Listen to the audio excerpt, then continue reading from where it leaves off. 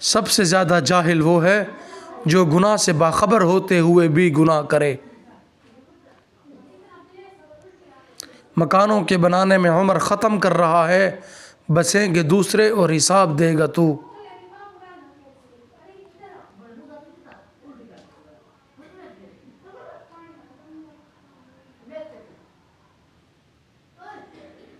اگر تم اپنا رابطہ براہ راست اللہ سے قائم نہیں کر سکتے تو کسی برگزیدہ شیخ کو واسطہ بنا لو، اپنا ہاتھ صاحب نسبت کے شیخ کے ہاتھوں میں پکڑاؤ، کیونکہ اس کے ہاتھ کو اللہ کی دستگیری حاصل ہے۔ کچھ تکلیفیں ہمارا امتحان لینے نہیں بلکہ اپنے ساتھ جڑے لوگوں کی پہچان کرانے آتی ہیں۔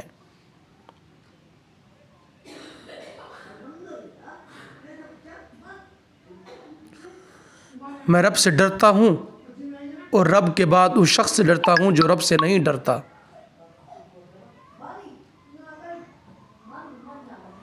ہمت مت ہارو، کیونکہ پہاڑ سے نکلنے والی نہروں نے آج تک کسی سے نہیں پوچھا سمندر کتنا دور ہے۔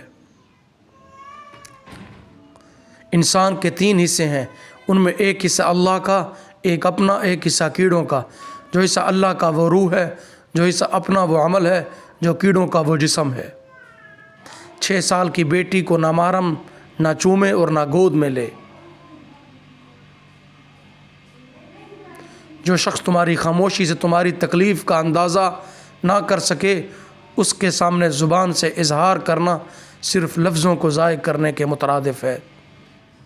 جب کوئی غصے میں آپ کے سامنے چلائے تو یہ خاموش رہ کر دوسروں کے بارے میں جاننے کا بہترین موقع ہوتا ہے، کیونکہ غصے میں انسان کی اصلیت اس کے اندر سے نکلتی ہے اور باہر آ کر آپ کے سامنے کھڑی ہو جاتی ہے۔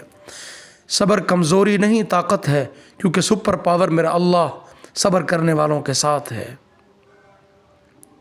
جو تمہاری خاموشی سے تمہاری تکلیف کا اندازہ نہ کر سکے، اس کے سامنے زبان سے اظہار کرنا صرف لفظوں کو ضائع کرنا ہے۔ جب کوئی شخص خود اپنی تعریف کرے تو اس کا وقار ختم ہو جاتا ہے۔ دولت، رتبہ اور اختیار ملنے سے انسان بدلتا نہیں، اس کے اصل چہرہ سامنے آ جاتا ہے۔ خاموشی ایک عظیم نعمت ہے، خاص طور پر اس وقت جب اختلافات زیادہ ہوں، آوازیں بلند ہوں، علم کی کمی ہو اور دلیل کی کوئی وقت نہ ہو۔ خاموش لہجے از خود ایک پیغام ہوا کرتے ہیں، اگر خاموشی کو کوئی پڑھنے والا ہو تو۔ جو شخص خاموش رہتا ہے وہ بہت دانا ہے، کیونکہ کثرت کلام سے گناہ سرزد ہو جاتا ہے۔ دوست ان لوگوں کو کھونے سے ڈرو۔ خاموش انسان خاموش پانی کی طرح گہرے ہوتے ہیں۔ خاموشی خود ایک راز ہے اور ہر صاحب اسرار خاموش رہنا پسند کرتا ہے۔ خاموشی دانا کا زیور اور احمق کا بھرم ہے۔ دھوکہ کھانے والوں کو تو وقت کے ساتھ ساتھ سکون مل جاتا ہے، لیکن دھوکہ دینے والے کو کبھی سکون نہیں ملتا۔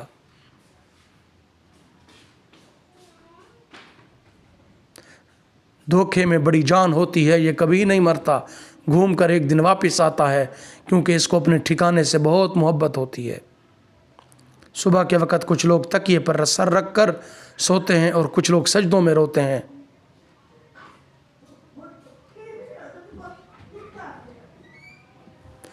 شیخ سعدی فرماتے ہیں، دوستی کا رشتہ بہت بہتر ہے رشتہ داری سے، کیونکہ رشتہ داروں سے رشتہ خون کا ہوتا ہے، دوستوں سے رشتہ دل کا ہوتا ہے، اور دل سارے جسم کو خون مہیا کرتا ہے۔ مشکل میں کسی بزدل سے مشورہ نہ مانگو، ورنہ وہ تمہاری بچی ہمت بھی ختم کر دے گا۔ جس نے کبھی غلطی نہیں کی، اس نے کبھی کوئی نئی بات تلاش نہیں کی۔ وہ لوگ کسی کے نہیں ہوتے جو دوست اور رشتوں کو لباس کی طرح بدلتے رہتے ہیں۔